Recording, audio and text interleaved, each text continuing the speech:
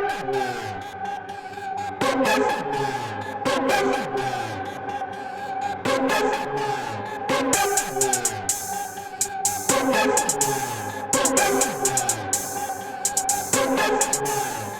to the Daily Thunder podcast. I am your host, Brandon Rahbar, beat writer for dailythunder.com. Every week, we will have guests ranging from national sports writers and local reporters to OKC celebrities and Thunder staff and players. Our featured guest this week is David Brandon, a contributing writer for dailythunder.com and a salary cap guru. Even if he won't say so himself, I'll say it for him. This week, I just got out of the Russ returns to OKC game, so I am at Chesapeake Arena right now. I just want to do a rapid reactions, just my thoughts, my feelings overall on Russ returning. First of all, first class setup from the Thunder media people, media staff, whatever you call them, that made the tribute video. It was perfect because obviously it had a bunch of his highlight plays, his dunks, and him in a final shirt and all those things. But what I loved was the personal touch it had. It had the things that make Russ Russ. It had him singing in his car. You know, if you follow him on social media, you know he always is singing along to some like old Motown songs in his car. It had clips of that. It had clips of him in press room interviews getting ticked off. It had him with his kids. It was just the whole Russ experience, I think, in a little 2-minute tribute video, and it was really well done.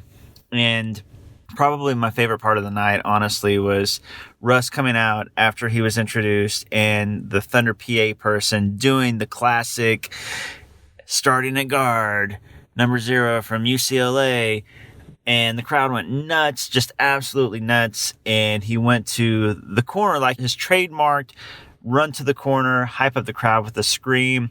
He did that, and it was the loudest the crowd has ever got. It was amazing.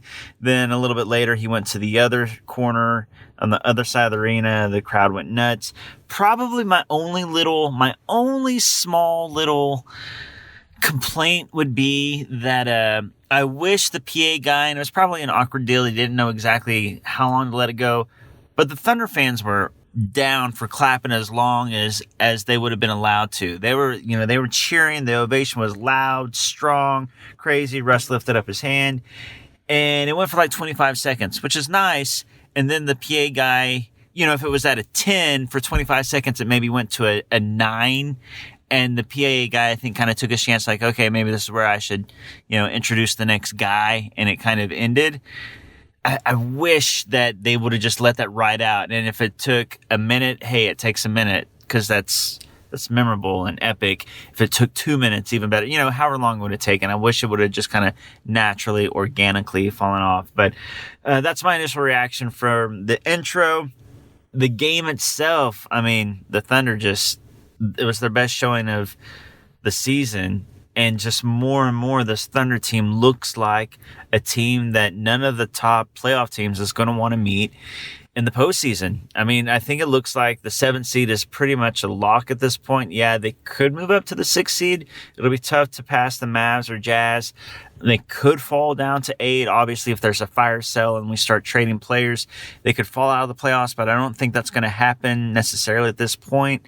I may contradict myself with the mailbag that you're going to listen to later on, because I recorded that yesterday, so my feelings have changed maybe slightly. But just the complete domination offensively, defensively. Offensively, scored 37 points in the first quarter, the most that any NBA team has scored this season in a quarter. And then on the other side, held Houston to 92 points, their lowest total of the season. So both offensively and defensively, the Thunder just showed out tonight in a big, big way. So yeah, it looks like it's going to be the 7th seed, and we're just going to kind of wait and see what's going to happen with the 2 seed. Who's that going to be? Could it be the Rockets? And if it is this game, the Rockets were fully healthy. Could this game be a preview of the postseason and what could happen? I don't know, because the energy in the crowd was so electric tonight because of Russ returning that I think that the Thunder players fed off of that, obviously. So in a way, Russ helped the Thunder win again tonight, honestly. Russ had a really good night. He was the only Rocket that performed well tonight. He scored over 30 points on good efficiency. I think he was 13 of 25 for like 32 points. Didn't get the triple-double, but his team didn't really help him out by not hitting shots. James Harden really with 17 points on, I believe, 5 of 12 shooting. Terrence Ferguson did a fantastic job on him. He had shades of Andre Robertson covering Harden tonight. Really, Rose is kind of the only guy in the NBA that really has done a job of just kind of shutting Harden down, and Ferguson kind of looked like that tonight. Schroeder helped out. Chris Paul helped out. They threw a bunch of guys at him when Ferguson got in foul trouble. But just a complete domination by the Thunder tonight. Now, post-game highlights for me, Russ doing the handshake with Steven Adams, Russ going over and hugging and giving love to Clay Bennett and all, the guys that he was close to. There's so many new players on this OKC team that weren't here when Russ played, but all the guys that played here, all the coaches and training staff and Thunder media staff, just all the love that you could see between those guys. And the crowd, of course, gave him another ovation as he was going off the court. And you could see his appreciation, especially in the post-game interview. Just a lot of love for the Thunder fans, the city, the team, and the organization. It was a really, really special night for OKC to welcome Russ back. It was a special night for Russ, but then also to see the potential of how good, again, this team can be and that it's not a fluke. And then the last thing I want to talk about, the halftime entertainment was pretty fun too, because we got to see a Twitter fight between Kevin Durant and Kendrick Perkins. And if you haven't seen it, you got to go check it out. I mean, Perk was basically saying that Russ was the best player in Thunder history and that he's basically Mr. Thunder. And somebody had said, yeah, but, what did he win without KD? And so Perk was like, hey, the 1 year that Russ was out, KD lost. I was on that team, and KD couldn't do jack without Russ, and he lost as well. And KD, of course, because KD's always hanging out on Twitter. He's ready, with one of his 20 accounts. He actually used his real account, not one of his burners. And it was honestly, I got to say, for KD, I'll give him his props. He had a pretty good remark for KD. He kind of went there. He went farther than I would have expected. And he said, yeah, well, did it help that our starting center, Perk, averaged 2 and 3 that series? And then Perk hit him back with basically saying that he made the weakest move in NBA history by being up 3-1 to a team that was 73-9 and going to get easy rings. I mean, it was like the gloves were off. It was awesome. It was hilarious. And I think every Thunder fan was cheering Perk on. It was great. But I will say this. It did slightly make me a little sad because you think back to those teams and those were good. Those guys were close. Russ, KD, Perk, Harden, those guys were tight. And, you look back on those teams with fond memories, and it's a little sad to see, even though Perk is definitely championing the thoughts that we all have about KD and how he messed OKC over. It was a little sad to see these guys that were like brothers they were throwing body blows at each other, just completely wrecking the other guys. But I will say, I think that Perk ended up winning the night. KD kind of backed down and he gave some cheesy gif of, I don't know, a sloth yawning. I was like, that's it. That's the end of the fight. This was going great. It was this big prize fight between two heavyweights, and then a heavyweight just takes a dive at the end. But that was fun too. It was a great night. I also got to mention the Oklahoma City Bombing Memorial jerseys. I thought they looked sharp. They looked great aesthetically, but also just everything that went into the meaning behind them and everything that they mean to Oklahoma City. I think it was a great tribute there as well. So just overall, a great night in Oklahoma City to be a Thunder fan. And now, because it was such a special, memorable night, I thought it would be fun to talk to Thunder fans at the game and ask them their favorite thing about Russell Westbrook. And here are some Thunder fans with their favorite memories or thoughts on Russell Westbrook. My name is Jacob Hunt. I live in OKC, and my favorite thing about Russ has got to be the intensity he plays with every night. I love him, man. My name is Jordan May Stewart. I live in Oklahoma City, and my favorite thing is his fire and desire to win. Well, my favorite thing about Russell is his effort. all the time, right? He was the only player that was going 110% the whole time. My name's Case Cochran. I'm from Cashin, Oklahoma, and I love his positivity and just overall excitement that he brings to the game. My name EJ McNeely from Oklahoma City.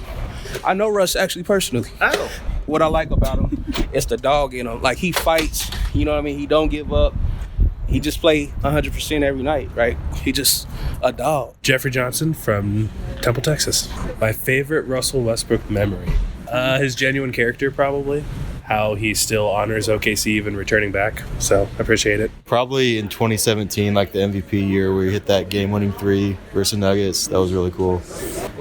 You know, the one that I think about is when he had the dent in his face and came back and played like 2 or 3 days later. Like he had this toughness, and I know a lot of players in the NBA are tough, but I mean, you could literally see like the dude had a dent in his face and then came back and played just a couple days later. Steve O'Brien, Oklahoma City. Love his energy, his ferociousness, just all the energy that he brought to the team while he was here in Oklahoma City. I like his heart, and I like his attitude. My name's Stefan from Shawnee. I wish we still had him in Oklahoma City. He's a go-getter. Nobody else like him. Dakota Sainer, Oklahoma City, Oklahoma. Favorite thing, just his intensity and work ethic. Ed, Tulsa, and I liked how he's always fought so hard and was so energetic and tried so hard. Perfect. He shot a ton of dumb shots, but he was entertaining while he did it, if nothing else. My name's Hayden Marchant. I'm from Oklahoma City. My favorite things about Westbrook is probably his loyalty and his love for Oklahoma. Carter Anthony Mayers, and my favorite thing about Russell Westbrook is about how he plays basketball, how he's very good at it, and he uses his skills against his other team. He figures out their ups and downs. Dorothea Parrish, Moore, Oklahoma. I like Russ. He got us started. We wouldn't be where we are without him. So, hey, if he wanted to go further, that's fine. We're doing great. Love Russ. Wes from Dell City, and Russ busts his ass every single play of the game. And you said he's your hero. Why is he your hero? He's my hero because he makes every dollar that he makes, he earns it. Not like all the other athletes. My name's Katie. I'm from Edmond, Oklahoma, and my favorite thing about Russ is he never leaves anything out on the court. I mean, he leaves everything out there. It's his passion. He's just the best.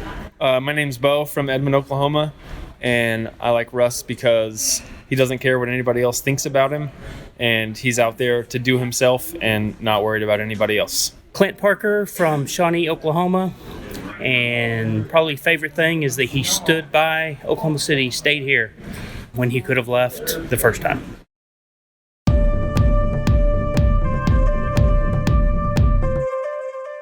I'm joined now by David Brandon. Mr. Brandon and I go a long ways back to the Mr. Presley's Neighborhood days. David, I know you're writing for Daily Thunder now, so you're a colleague of mine. How are you doing, man? Doing great, man. Doing really, really good. Russ is returning home tonight. Just first off, what's your feelings as a longtime Thunder fan and Russ fan, but now he's on the Rockets, and now we're kind of falling for this team. What's your feelings with Russ coming home? Kind of mixed. I mean, I still love Russ, but like I am honestly like genuinely enjoying like the different style of this team, because I like if I were to be a fan of a team that was not like based on where I'm from, it would have been like the grit grind Grizzlies, like that sort of deliberate tough defense, like slow pace sort of stuff, right. Which is like very not the way that the Thunder play with Russ. I mean, Don't get me wrong, I loved it. I love, when Russ just goes down the court and just yams it on three guys, or like seeing him just like drive through stuff like a freight train, and I can respect it. But I am really enjoying like this sort of more deliberate pace of things with the Thunder now. But I mean, yeah, it's going to be really interesting, like as a fan, and as an Oklahoma City native, what Russ did for the team. I mean, with those guys that, the Russ, Katie, Serge, James Harden, like those guys putting the team on the map, putting the city on the map, and then like Russ being the one who kind of stuck it out and stayed around for the long term. I mean, like that means a ton. As an Oklahoma City resident, like that means a lot to me. Right. And what he did for the city. Yeah, I think that what Russ did kind of transcended basketball. Whether you can look at analytics and you can look at advanced stats and all those things, his efficiency. and you can, nitpick those things. But bottom line, he was a superstar who stayed when no other superstars would stay. And in a way, it kind of saved the franchise, really. I mean, not to sound dramatic, but there was a lot of worry about what was going to happen with this team moving forward in the organization. I mean, when Katie left, it could have just been like this, travesty. And Russ sticking around, Sam Presti said it best. He said that Russell Westbrook is the most important player in Thunder history, and he always will be. And he is. Are there better players? Yeah, Katie was a better player. James Harden, you can argue, whatever. I'm not going to have those arguments right now, but the most important player in Thunder history is Russ, and he did things that other superstars wouldn't. Now, do you have any favorite Thunder memories with Russ, like whether it be on or off the court, some of his epic interviews, any plays or any games or any moments that stick out to you the most? Oh, Game 5 of the Heat series. He basically said, like, this team may lose, but, like, it's not losing because I didn't do enough. Like the like cartoon or anime thing where like the guy like throws off the weights and it's like, oh no, like he's here. Yeah. Like he's taking the limiter off. And it was just like Russ just went and it was like, oh, this guy can be something. Like it was almost, he was like this really, really raw sort of loose cannon guard. And then all of a sudden you saw him like on the biggest stage of his life just go nuts in a do or die elimination game, and it was like, okay, all right, this guy's got something. Yep. He was, not to say whatever about KD, but KD in some of those moments when games were kind of out of hand or things were looking like they were down, he could tend to be passive. He could tend to look a little frustrated and just kind of get out of a game. That was not Russ, and I specifically remember that about that Game 5 against the Heat. To Russ, that was a challenge. That was go time, and that was a big difference I saw between those two guys. They each had their pros and cons and things like that on the court, but I do think that is one difference. For me, I mean, this is such a generic answer, but I'll never forget the flip shot against the Lakers in the playoffs. It was such an epic moment. I mean, I was in the crowd, and I mean, the place lost their absolute minds.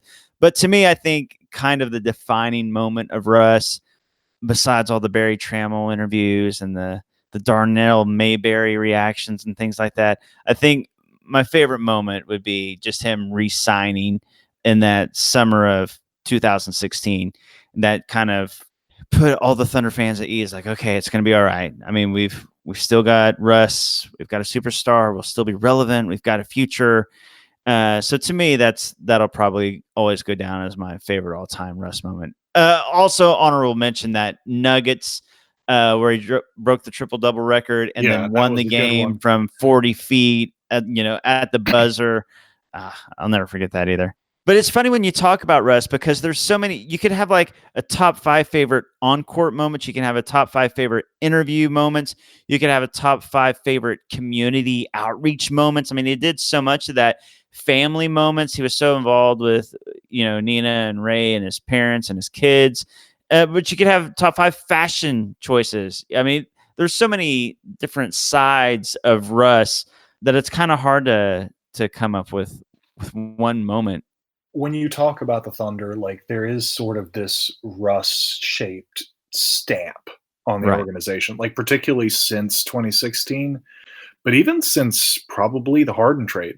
Like the organization has kind of taken on a lot of his personality, and I think he had at least a decent amount of influence over the way that things went, and that stays. You look at the guys that went on elsewhere and credited him with like teaching them some of the professionalism and the day in, day out work ethic that it takes to get to that level.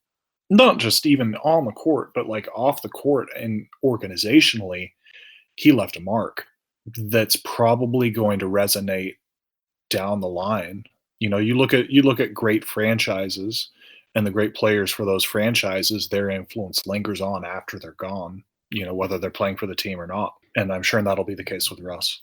Yeah, I think you're right. And I think that some people will always find negatives And I'm sure that there were some marks that he left on the organization that, weren't exactly positive as far as, how do I want to say this? I don't want to say this in a negative tone, but some people claim that he had so much control over the organization that, the lighting in certain rooms had to be a certain whatever. And, you hear these crazy stories.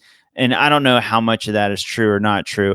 But I do think when it comes down to professionalism and work ethic and effort and laying it all out on the line, I think that he helped to build that culture of winning and success in the Thunder organization. And like you said, I think that continues on with the players that were around him, his teammates, but also with the coaching staff and the organization itself. It's just one of those instilled things that the Thunder stand for. And I think that Russ was a big part of that.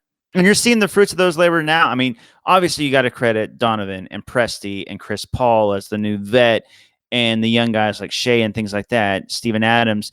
But I do think that teams and organizations build a culture and they follow suit. And I think that, Russ left his imprints and we're still seeing that.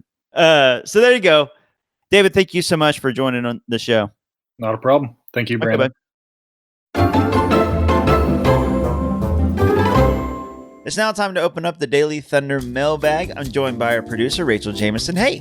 Hi, Brandon. So we asked you guys through Twitter to send us questions about the Thunder, about whatever you want to ask, and we got a lot of questions. The Twitter mailbag is very full this week. I'm excited. Let's find out what people want to know about the Thunder. Well, no surprise. Everyone wants to know about the trade deadline, Brandon.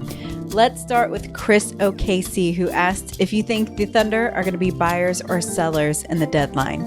That is the $1 million question. And I got to be honest, I don't know if anybody besides Sam Presti knows. I don't know if Sam Presti's wife even knows the answer to this question. Do you think that Sam Presti knows the answer to this question right now? I don't know. I think he does at this point. I think he probably decided within the last few weeks. He's always got a plan, and then he's got another plan for that plan. So I do think he knows. Obviously, at the beginning of the season, the idea was to be sellers, get as many assets as possible for the vets, especially Gallinari. If you can, Chris Paul, possibly Steven Adams, and Dennis Schroeder. The problem is the Thunder are playing so well right now. They are. They're locked into that 7 seed. They're so far ahead of the 8, 9, and 10 seeds.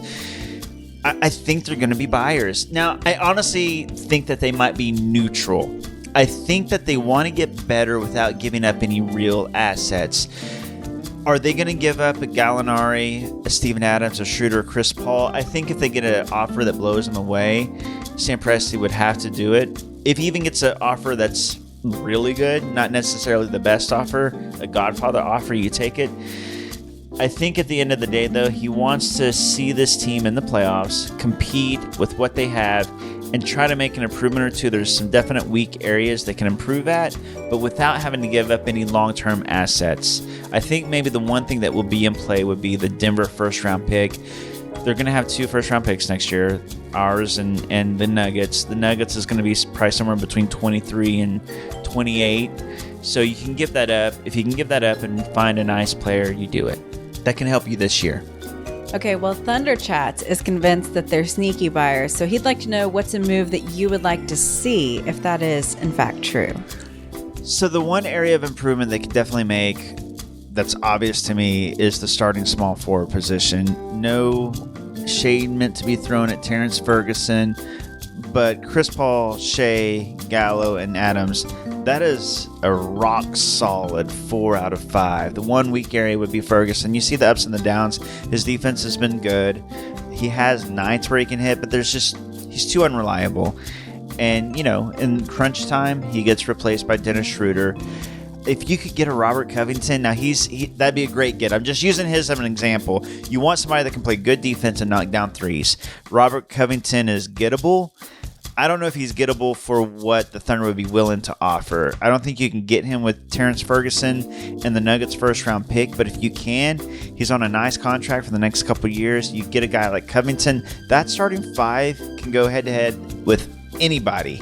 if you can't get Covington, if you don't want to spend that much to get somebody like Covington, maybe even a Tony Snell, he could get him easy without giving up really anything of significance, and he would help out a lot. So a guy like that, a 3-and-D small forward.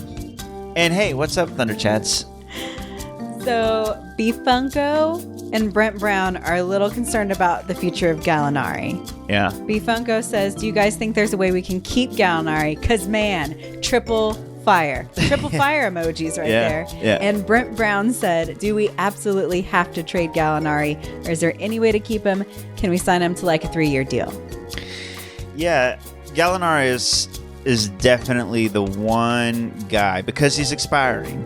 Rule number 1 of Sam Presti and really of any good GM in the NBA is you don't want to lose an asset for nothing. Right now, Gallo's an asset. Every single playoff team would love to have him because he's going to make every single team better. And he's on an affordable deal. And you could get back easily a first-round draft pick. Maybe a first-round draft pick and a young player. Or just a young player who's going to be, part of the long-term plans. It'd be very hard to say no to that because ultimately, as fun as this team is and as much noise as we'd like to see them make in the playoffs, ultimately we need to see this team long term. What's going forward, Shea and who else. All that to say, at this point, you can keep Gallo, maybe sign him to an extension, and then you keep him as an asset. You're not losing him for anything. Now, if you want to be competitive for the next few years, you've got him. And if you want to trade him down the road, you can trade him and get something back later. The only thing is, you either trade him now or you sign him to that extension because you do not want to see him walk for nothing in free agency and lose out. If I had to say right now, I think that Presti will get a deal too good to pass up. And I think he'll have to pull the trigger, and he'll still be competitive. He'll try to get something back that'll still help, but will it be Gallo? No. But long term, it'll help the Thunder. I tend to agree with you on that. Okay, so the Shadow has The Shadow? The Shadow. Like Alec Baldwin? That's a deep cut. There's going to be like 3 people who get that joke. Really? You think only 3 people know The Shadow? You know The Shadow? I do. Well, that's already... I only need 2 more and I'll be happy. The Shadow wants to know... It's funny every time you say it. You might as well be saying like Rocket Man to me. You're making this podcast very difficult. Should I go with the at Guinea Apology 7? No, go with the Shadow. How much do you think popularity has an impact versus skill? A lot of people make trades and decisions based on wins and losses, but I know a ton of people that like the players. They would rather lose than trade Steven Adams, which is a little bit triggering to me personally. Yeah, are you the Shadow, Rachel? Let's not talk about it. Does this factor at all into the decisions that get made, do you think? Russell Westbrook was traded. Paul George was traded. James Harden was traded. Jeff Green was traded. A lot of fan favorites have been traded over the years. Now, obviously, there were, deeper things going on with each one of those things, but I don't think that Sam Presti is afraid to make a trade based on emotions and feelings. Now, the one caveat I will say to that is Steven Adams is a special case. And I would lump Russ in with that and Nick Collison in with that, where he's a Thunder guy through and through. He's part of the culture, and there is a special attachment between fans and player, city and player. And I do think that Sam Presti would like to see Steven Adams stay here. But again, if he gets a deal that's going to make the Thunder better either now or more importantly in the future, I do think he would make that deal as hard as it would be. Enes Kanter, Serge Ibaka. The list goes on. There's so many guys that Thunder fans love that when push came to shove, Presti's going to do what's better for the team. Did you hate that answer? It hurts my heart. I think that he's going to try to keep him, though. I think he would like to keep him. His deal actually works out perfectly. He's only got 1 more year left. It wouldn't hurt that much to keep him and then get him on a friendlier contract. I feel like you're saying all this to make me feel better. I am. Our old pal Chincho wants to know if you would keep Steven Adams in a tanking Thunder, and if so, how much time do you think it would cost us to come back to contention? Yeah, I would keep Steven Adams on a tanking Thunder. He helps your team win, which you don't want if you're tanking. But if you're ripping away Chris Paul and Gallo and Schroeder, and your two really good players that are left will be SGA and Adams, as good as those two are, they're not going to win enough to where it's going to hurt you as far as draft picks too much. You can still get a top pick if those two guys are left. And those would be two great guys to build around. Adams can be the third or fourth best player on a contender. He's not going to be the second best player, but he's great for the culture and he's great for the city. He still will put fans in seats because they love him. I would keep him. As somebody who loves Steven Adams and still values his play on the court, yes, I would. I like that answer, but even thinking about this question is breaking my heart just a little bit, Brandon. So let's talk about how well some other players are doing. Ryan Woods wants to know if Dort has played his way out of the G League. Apparently not. Since you sent in this question, he's back in the G League, so that's an easy one. Now, do I think he should have played himself out of the G League? If Diallo wasn't back, I would say yes, because I want to see Dort play over Nader, Burton, and all those guys. Do I play him over Diallo? No, not yet. But I'm a Dort fan, and honestly, I would find him minutes somehow at the cost of, I don't know whose, but he's NBA ready to me. He's already a positive defender, and I want to see these young guys, get more and more minutes. But it's hard to when you're in the 7th seed and now it's like a playoff team and expectations have changed and you want to win every night. It's hard to get a guy like Dort into the rotation if it's going to cost somebody like Paul or Schroeder even a few minutes. So I get it. Josh Ferris wants to know if you think Ferguson has hit his ceiling in terms of NBA potential. It's crazy to say because he's still so young. He's only 21 years old. But it feels like it, right? I don't know if Ferguson is ever going to be anything other than a pretty good defender and an up and down three-point shooter. You see every great ones, like every 8th game, he'll take it to the rack, maybe do a Euro step, but he's not confident in handling. He's not that confident in going to the rim unless it's an open dunk. But all the tools are there. He works hard. He's athletic. He can shoot some, and he's young enough. So I hate to just write him off because he can improve, yes. But it feels like he's hit his ceiling.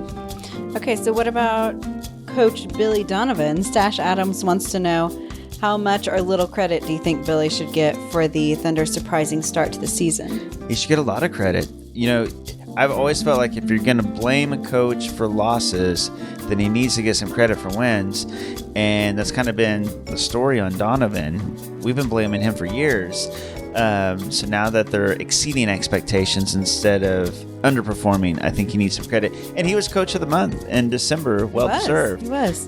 You got a ragtag group, a mix of vets, a mix of rookies, young guys, G League players, different skill sets, and it's a ragtag group that's overperforming. You got to give the coach some credit. So I think this is what Presti saw in Donovan, but Donovan walked into a system that wasn't his. So yeah, a system that wasn't his, and I love Russ, but Russ and Katie both, they're ISO players, and that's what they've always done and wanted to do, and that's kind of what was ingrained. And then Paul George came and Melo, and it was you're dealing with superstars, and it's hard to rein those guys in and say this is the system. And yeah, so now he's got more coachable, young, impressionable players that are buying in, and you see the results.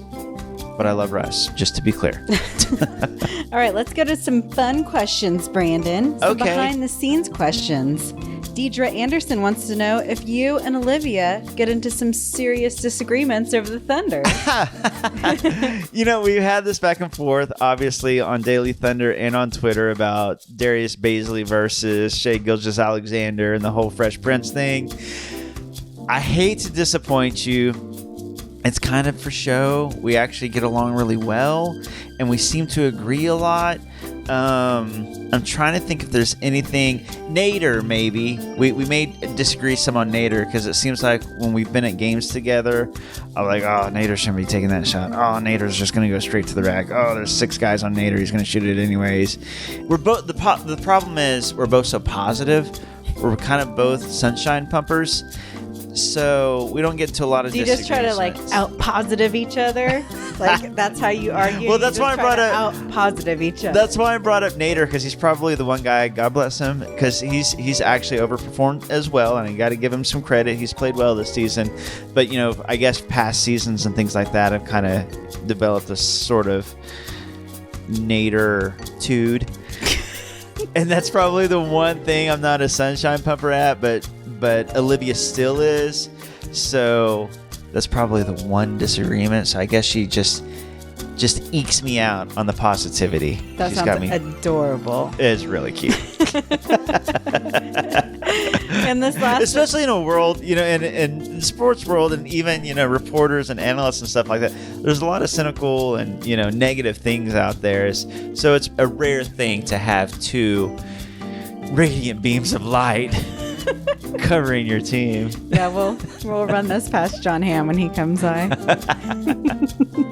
And last question, which I saved it for last because it's clear why you included this question in our mailbag, starts, "Hey Brandon, big fan." Anything that starts out that way is going to make the mailbag. There was, we probably cut half the questions this week, not because they weren't good, just we had a lot, thankfully. But if you started that way, it's guaranteed. I don't care what your question is. Well, Dakari Sanchez, big fan, big Brandon fan, wants to know, would you rather listen to your least favorite Michael Jackson song on a 24-hour loop for a week, or have the Cowboys bring back Jason Garrett, their coach? So today it got announced that Mike McCarthy is the new coach. So thankfully I don't have to make this decision. But honestly, even my least favorite Michael Jackson song is still a song I really like. So it basically comes down to would I rather listen to Liberian Girl from the Bad album on a loop for 24 hours or have Jason Garrett coach? Easily Liberian Girl. Like not even a question. You can make this, it could be a week, it could be a month. I would still choose Liberian Girl over Jason Garrett, which that has to be the first time in the history of mankind that those words have been put together in a sentence, right? I'm choosing Liberian Girl over Jason Garrett. Now that it's an option, I think everybody would take that option, wouldn't they? Thank you to everybody who wrote into the DT mailbag. If you did write in with a question, you got entered into a drawing for free tickets for a future Thunder game. So keep that in mind and keep the questions coming all year long. Be sure to send your questions to dailythunder@gmail.com or hit me up at Brandon Rahbar on Twitter. Brandon, we're closing up the mailbag, but before we close out this segment, I wanted to let you know that we're getting some ratings here on our Apple podcast. Oh. Isn't that exciting? Hey, nice. I hadn't even checked that. So far, we have 6 ratings. Okay. 5 of them are 5-star, and 1 of them is 1-star. What? I told my mom not to rate the show. She was going to listen. I'm afraid it might be Steven Adams after he heard my comments. You know who it wasn't? It wasn't Ish That, because he left us a nice review. He or she. Oh, no. I want to hear this review. Then I legitimately haven't heard this. This review says, I now have a favorite Thunder podcast. Oh. 5 stars. Nice. Brandon's informed and infectious perspective on this team is always fun, and the production value and guest getting are top notch. That is so nice. Compliments all around to the whole DT podcast team. I appreciate that, Ish That. No, that is really, really nice. Thank you so much. And shout out to Cray for the guest getting. Yes. By the way. Yeah. Man, that made me feel really nice. More people need to leave reviews. That really felt really, really special. Did it make you forget all about that 1-star review? It's in the back of my head still. It's kind of kicking around back there, like wondering. Maybe if we got some more reviews, it'd make you feel better. Wondering what I could have done wrong. 1 star. I can see 3 stars, maybe like even 2, maybe even 2. Like I was, but 1. Maybe they thought it was like on a golf scale, like the lower the better. Like you're under par. The lower score. Yeah. Yeah. Okay. Or shows like a birdie to this guy. Is that the right phrase? Like when you're 1 under par, they're like a birdie. I don't know. I'm a basketball football guy. I'm not a golf guy. Thank you for listening and for supporting Daily Thunder. If you leave us a review in Apple Podcasts, we'll read it on the show. You can follow our guest David Brandon at Bird Rights NBA, and you can follow me at Brandon Rahbar as I cover the Thunder beat in person This podcast is produced by Rachael Jamison. You can follow her if you have absolutely nothing better to do at Rach Jamison. Send your questions and feedback to dailythunder@gmail.com and stay on dailythunder.com every day to catch the latest Thunder news, recaps, analysis, interviews, and all kinds of nonsense. We'll see you next week. Well, bye.